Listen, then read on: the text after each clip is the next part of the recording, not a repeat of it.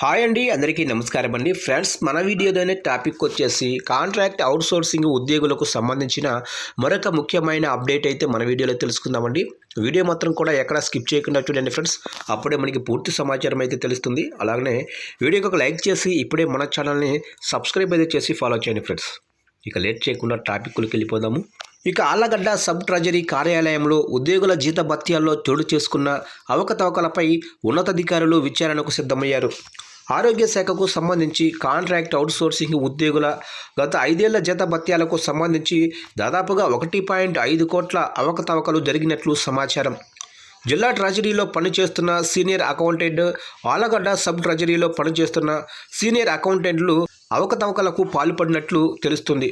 వీరితో పాటు ప్రస్తుతం జమ్మలమడుగు పిహెచ్ఎస్లో పనిచేస్తున్న సీనియర్ అసిస్టెంట్ పాత్ర ఉన్నట్లు కూడా సమాచారం.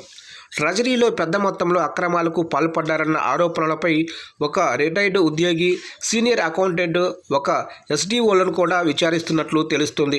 ఇక సబ్ ట్రెజరీలో ఇంత పెద్ద మొత్తంలో అవకతవకలు జరగడంపై ఉద్యోగులు ఆందోళన చెందుతున్నారు. ఈ విషయమై జిల్లా ట్రెజరీ ఆఫీసర్ లక్ష్మీదేవిని ఫోన్లో సంప్రదించగా ఎటువంటి సమాధానం రాలేదని చెప్తున్నారు.